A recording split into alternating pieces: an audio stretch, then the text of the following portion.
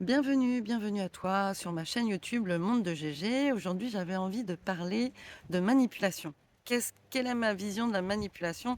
On en entend parler depuis quand même pas mal d'années. C'est arrivé beaucoup avec le pervers narcissique. C'est celui, pour moi, c'est le trait de caractère le plus visible où la manipulation, où les gestes, les actions sont le plus visibles, mais il existe, d'autres façons de manipuler. Pour moi, la manipulation, c'est comment je récupère de l'énergie auprès d'une personne avec qui je suis en relation. Donc la relation, elle peut être de l'ordre familial, de l'ordre amical, de l'ordre, professionnel. Elle peut être, juste aussi, ça peut être une relation brève, ça peut être une relation plus longue comme, la famille, les amis, tout ça. Et donc, à chaque fois que je rentre en relation avec une personne, il y a un mécanisme qui s'opère, heu, parfois, consciemment, parfois inconsciemment. Inconsciemment, pour moi, c'est le plus fréquent.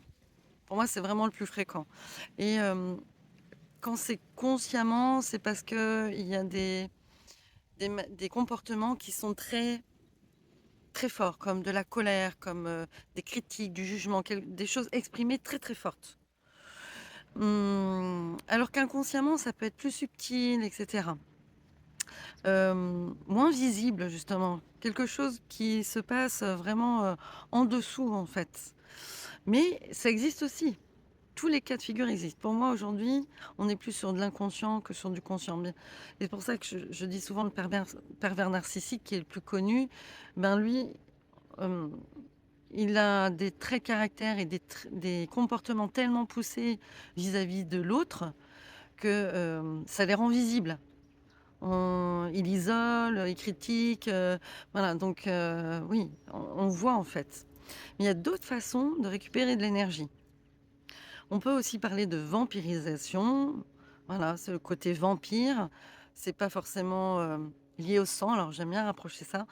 Souvent cette image de vampire qui est liée au sang et cette énergie vitale, finalement le sang, c'est ce qui circule dans notre corps, c'est ce qui alimente tout notre corps. C'est une façon de communiquer notre corps, entre, communiquer, la communication intercellulaire, on va dire, entre les cellules. On a 2 façons de communiquer dans le corps, la voie sanguine et lymphatique et cetera, les liquides et la voie nerveuse et donc le sang fait partie de cette énergie vitale qui est importante, et donc peut-être que cette histoire de vampire, je ne sais pas d'où ça vient, mais peut-être que ça a un lien avec ça, la vampirisation d'énergie, le vampire énergétique. Comment ça se passe? Alors moi, j'aime bien comparer ça avec, le triangle de Cartman. Pour moi, le triangle de Cartman, c'est là où on peut voir justement la nature des relations entre 2 personnes. Puisque quand il y a une rencontre, chacune des personnes va se mettre dans une des positions. Généralement, on a quand même un profil, hem, un profil que l'on préfère, on va dire, un profil de préférence, c'est ce que je voulais dire, que ce soit le dominant, le sauveur ou la victime. Souvent, on va exprimer un profil, type, sauf que selon les personnes que l'on va rencontrer, ben, parfois on va se placer ailleurs. Puisque si, notre rôle titre, il est déjà pris, ben, on a besoin d'aller, expérimenter un autre rôle titre. Enfin un autre rôle, pas forcément titre, secondaire plutôt. Donc le triangle de Cartman, heu, donc dominant, sauveur, victime. Ici, le dominant, c'est quelqu'un qui va avoir, la critique facile, qui va, heu, prendre le pouvoir. Il a tendance justement à utiliser cette manipulation-là, c'est le pouvoir émotionnel. Moi, c'est comme ça que je l'appelle. C'est celui qui prend le pouvoir. Donc s'il y a un autre dominant en face de lui, donc ça va être, qu'est-ce qui se joue là? Ben, est-ce que je garde ma dominance ou je passe, de l'autre côté, côté sauveur ou côté victime? Et donc tout est comme ça. Le dominant, oui, il va avoir tendance à dévaloriser la personne qu'il a en face de lui, parfois il aime aussi ce côté provocateur, il peut provoquer, les gens pour qu'ils aient des émotions, que ça active quelque chose et là, il voit qu'il a le pouvoir émotionnel. Donc on le reconnaît très bien, hein, c'est celui le plus visible. Et puis, en face du dominant, il y a le côté sauveur, le bienveillant, et ben, le bienveillant, lui, il a une autre façon aussi, de vampiriser, on va dire, de récupérer de l'énergie. Bah, il a ce côté sauveur et parfois, ben, il intervient, sans même qu'on lui demande, il se permet, d'être donneur de leçons ou, et puis il va avoir tendance à sacrifier pour les autres, pour sa famille, pour ses amis, pour le monde entier.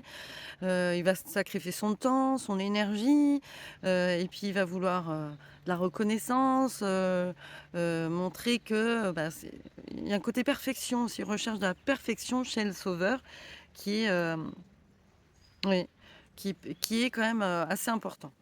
Donc en tout cas, souvent il ne peut s'empêcher d'aider et lui aussi avec le dominant, il cherche ce pouvoir émotionnel. On peut retrouver des thérapeutes par exemple qui ont, ce côté où, bah, moi je sais maîtriser mes émotions et donc le but étant de maîtriser tout le temps et de montrer que je suis stable, voilà.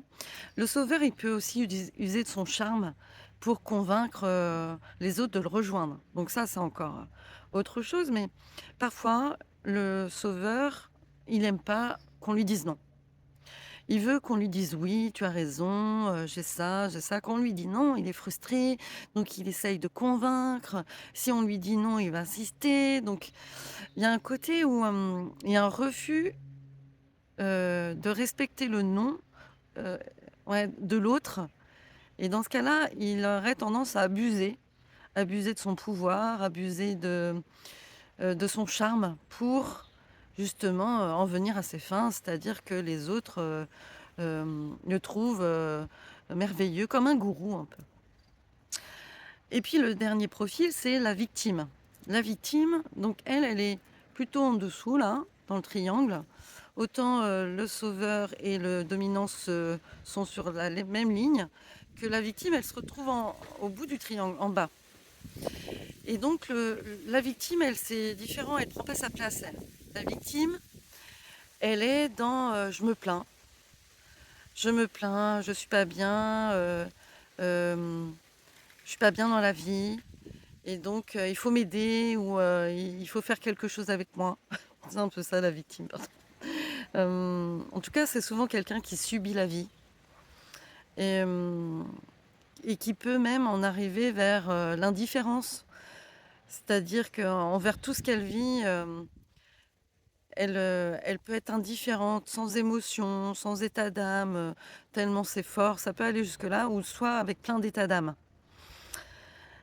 Et donc là, ben, on est dans un rôle où, je prends pas ma responsabilité, je prends pas mon rôle, je prends pas ma vie en main et je fais alors j'aime bien utiliser ça, je fais ma drama queen.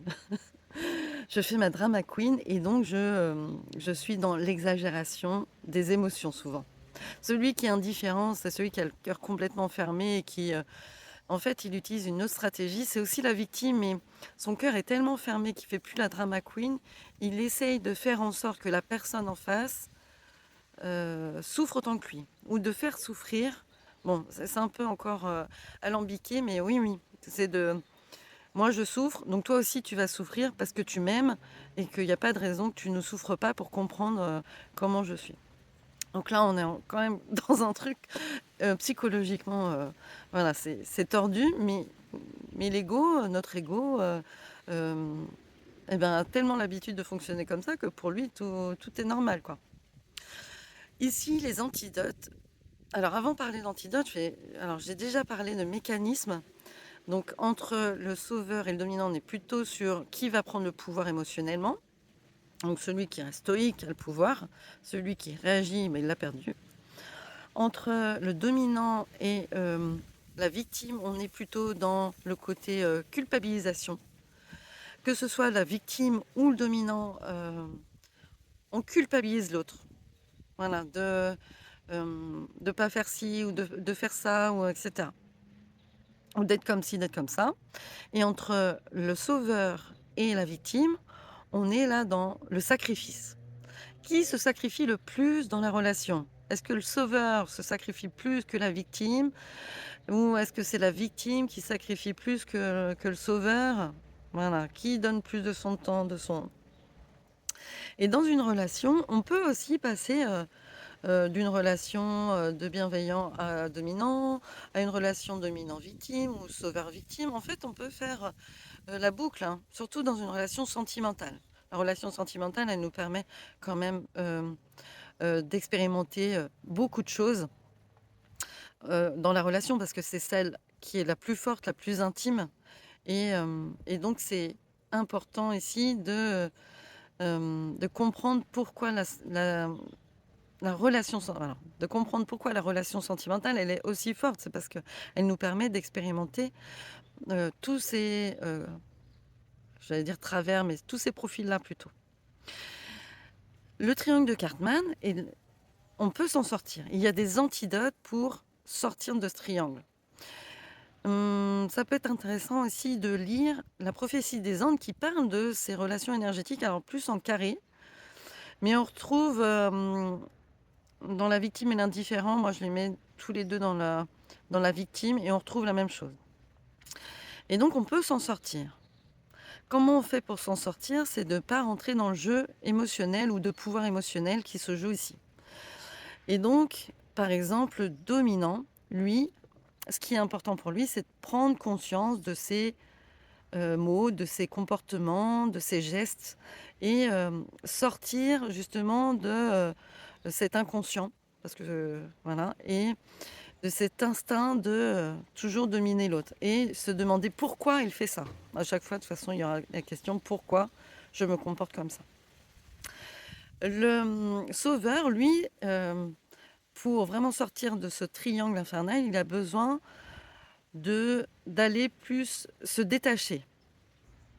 Le sauveur, il doit être bienveillant, il doit devenir bienveillant et respecter, tolérer les choix des autres et tolérer surtout le non des autres, et se détacher aussi, se détacher de ce rôle de sauveur qui lui fournit beaucoup d'énergie et beaucoup de oui, beaucoup d'énergie, que ce soit, chez lui ou chez les autres. Il récupère beaucoup d'énergie comme ça et donc d'arrêter d'être dans cette lutte permanente et plutôt, moi j'aime bien dire qu'un sauveur, il est amené à passer du côté passeur et le passeur, c'est quelqu'un qui accompagne les autres, mais sans ce côté émotionnel et puis sans forcer surtout, sans forcer. Juste, c'est, «Tu veux que je t'accompagne? OK, je suis là pour toi. Tu veux pas? C'est OK aussi. Tu es libre, tu as ton libre arbitre». C'est ça que le sauveur ne respecte pas souvent, c'est le libre arbitre de chacun et donc lui, il veut intervenir dans ce rôle-là et sauver tout le monde. Bon, ben, voilà, c'est Jésus, quoi, un peu. Bon bref, c'est et pour terminer le côté victime, la victime, elle doit prendre la responsabilité et tenir les rênes de sa vie. Sa vie est entre ses mains et elle n'est pas entre les mains d'un dominant ou d'un sauveur. Donc il est important aussi qu'elle se prenne en main et qu'elle aille vers s assumer sa vie, assumer qui elle est, assumer tout ça. Si on compare dans la vie, ce qui se passe vraiment, moi j'aime bien, amener l'exemple de alors déjà, on peut retrouver il y a ce côté fractal, on peut retrouver ce schéma dans la famille. L'enfant, c'est la victime puisque jusqu'à ce qu'on soit adulte, ben, on subit. On subit les règles familiales, on subit, les émotions de chacun, on subit les comportements de chacun, le caractère de chacun et cetera. Le bienveillant, c'est la mère. C'est: «OK, t'inquiète pas, tout va bien, mais oui, je vais te sauver, je vais m'occuper de toi. Mais oui, oui, pas de souci. Tu me dis: "Non, non, non, je suis pas d'accord"». Bon bref et le dominant, bah, c'est le rôle du père. Donc on retrouve ce côté-là déjà dans la famille et donc c'est ce schéma-là que l'on est amené à casser quand on devient adulte, mais qu'on n'apprend pas à l'école aujourd'hui. Alors que si on apprenait à gérer nos émotions, à comprendre comment marche ce triangle infernal et le sacrifice, ne pas se sacrifier, arrêter de prendre le pouvoir sur l'autre et arrêter de culpabiliser l'autre, ça irait beaucoup plus, enfin, ce serait beaucoup plus simple et beaucoup plus, ce serait beaucoup plus léger dans les relations, on va dire, tout simplement. Et ce qui se joue dans la vie, alors moi, ce que j'aime bien, c'est comparer aussi avec le monde politique. Alors moi, personnellement, je regarde plus les infos depuis longtemps. Quand il se passe un scandale, je sais, parce qu'on le retrouve sur les réseaux sociaux, mais sinon...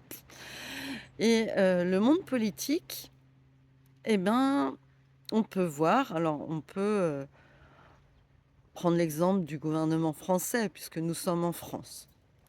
Le gouvernement français, donc, bon, c'est un gouvernement qui, souvent, comme il y a eu beaucoup de gouvernements de gauche, souvent c'est un gouvernement qui peut être assimilé à la mère, à la bienveillance, et ne t'inquiète pas, je vais sauver, je vais diminuer les impôts, je vais rajouter des allocations familiales, je vais t'aider avec les allocations chômage, j'enlève la taxe d'habitation, j'enlève la redevance télé. Bon, bref, je te sauve de ta situation. Mais parfois, pendant le Covid, par exemple, ce gouvernement, il peut être dominant. Il a pu être dominant en tout cas. Et il y a des gouvernements, pas forcément en France, bon, ça va relativement, sauf pendant le Covid, on va dire. Mais dans d'autres pays, on n'a pas le gouvernement bienveillant, on n'a que le gouvernement dominant. C'est les dictatures. Voilà, il en reste encore un peu dans le monde. Et donc, quand il est dominant, le gouvernement, il dit attention, tu vas pas au restaurant si tu t'es pas fait vacciner, sinon je te tape sur les doigts. Et donc, il instaure la peur, il instaure les conflits, et voilà. Mais lui aussi, parfois, il se prend des conflits, parce que quand les gens ils sont pas contents, quand l'enfant qui est représenté par le peuple n'est pas content, il se rebelle. C'est la crise d'adolescence. Et donc, c'est intéressant de voir tout ce mouvement, de prendre du recul. C'est ça qui est nécessaire, c'est de prendre du recul sur ce qui se passe. Est-ce que là, c'est drama queen? Est-ce qu'on cherche à me culpabiliser? Est-ce qu'on me cherche à prendre le pouvoir sur moi? Est-ce qu'on respecte mes limites? Est-ce qu'on n'est pas trop invasif dans ma vie, voilà, dans ce que je fais, dans comment je l'amène, etc. Est-ce que je suis pas trop dans le sacrifice de moi-même, etc. Et ça demande de se poser des questions, toujours. Et de sortir sa petite caméra en disant, ah oui, tiens, là, ok, je peux observer les autres, mais je peux aussi sortir. Je peux aussi tourner la caméra vers moi. Et tiens, quand je tourne la caméra vers moi, qu'est-ce qui se passe? Et oui, qu'est-ce qui se passe? Comment je me vois, moi? Est-ce que je suis trop sauveur, trop dominante ou trop victime? Ah. Et là, c'est intéressant, voilà, les questions, de tourner cette caméra et de se poser des questions. La prise de conscience, et c'est la base pour moi. Conscience, bienveillance, responsabilité. Les trois sont liés, ces trois mots-clés sont très importants. Voilà, à retenir. Je vous les noter ici, je vous les note. Et donc, observez ce qui se passe autour de vous, au niveau de votre famille, au niveau de vos amis, au niveau de votre travail, au niveau de votre chéri, de vos enfants aussi. Alors là, oui, les enfants, avec les enfants et son chéri ou sa chérie, oh là là, ça y va, hein. Le triangle de Cartman, ben oui, c'est là où ça réagit pas mal. Mais même avec nos parents, hmm, très intéressant, hein, cette manipulation. Est-ce que j'ai autre chose à dire sur la manipulation génétique? Je crois pas. Eh bien, écoutez, sur ce, n'hésitez pas à partager, liker, commenter. Posez-moi vos questions, puisque j'ai une rubrique, je réponds aux questions comme ça spontanément. Là, c'est le cas avec cette vidéo. Donc, n'hésitez pas à me poser des questions pour savoir comment je vois les choses ou qu'est-ce que je capte de, cette question-là?